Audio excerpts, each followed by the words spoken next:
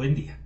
Vamos a ver cómo cambia el costo para un empresario, tanto persona natural como persona jurídica, respecto a lo que fue el año pasado, el año 2025, con el salario mínimo mensual legal vigente de 1.423.500, con lo que actualmente, el día de hoy, 2 de enero del año 2026, va a tener el costo por trabajador de acuerdo al aumento del 23% del salario mínimo mensual legal vigente para el año 2026.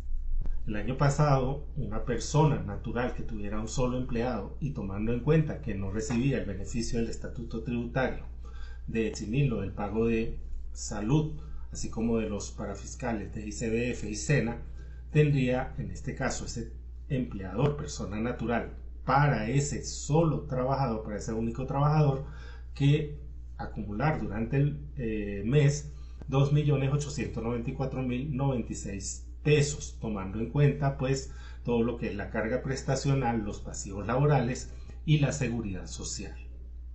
Eso para el año 2025. Para el año 2026, con el aumento del salario mínimo en un 23%, pues debe contar o debe tomar en cuenta que para ese trabajador debe tener disponible tanto para la carga prestacional, pasivos laborales, como para la seguridad social, 2.951.861 pesos. Por supuesto, esto con el aumento del 23%. Recordemos que esto es para una persona natural empleador con un solo trabajador, sin tomar en cuenta que él también, como empresario, debe recibir un beneficio económico. Es decir, debe, en este caso, asignarse un valor de ingresos mensuales. Digamos que si él se cuenta como trabajador y teniendo un empleado, un trabajador adicional, pues ahí sí tendría un beneficio que sería la exoneración del aporte de salud, así como también de lo que es los parafiscales de ICBF y SENA. Por tanto, su costo mensual sería en este momento de 2.715.489 pesos por trabajador, incluyéndose él como un trabajador. Pero si él tiene un valor adicional más alto, tomemos en cuenta que tendría que para ese trabajador contar mensualmente con 2.951.861 pesos.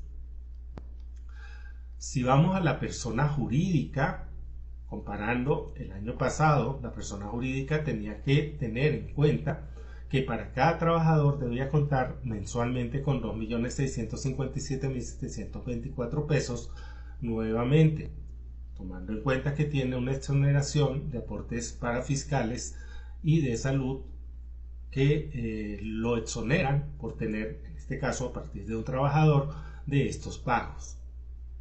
Para este año, ese empresario persona jurídica o empleador persona jurídica debe tener 2.715.489 pesos para el pago de salarios.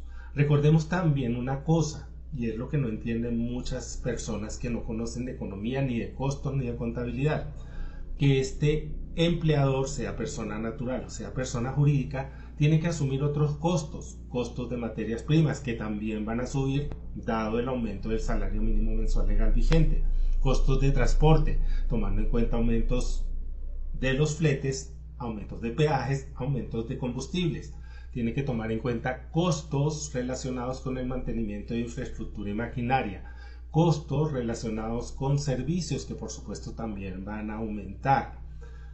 Es decir, hay una serie de costos inherentes al proceso productivo o de prestación de servicios que debe asumir el empresario. Esto no lo entienden los izquierdistas, los zurdos, porque para ellos que nunca han trabajado o nunca han creado empresa, es muy difícil entender la dinámica económica. ¿Que el salario mínimo resuelve algo? No. Si vemos acá, fíjense como desde el año 1984, que el salario mínimo era de apenas 11.298 pesos, al día de hoy el salario mínimo con el aumento del 23% es de 1.750.905 pesos. ¿Ha resuelto esto algo para los trabajadores? Nada, en absoluto.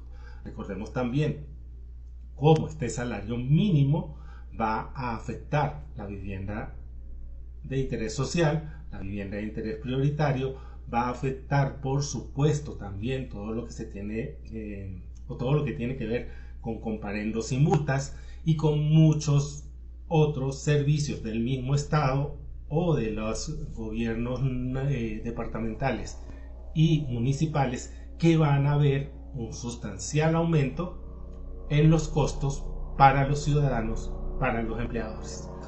Nuevamente, el aumentar el salario mínimo nunca ha resuelto los problemas estructurales económicos de un país.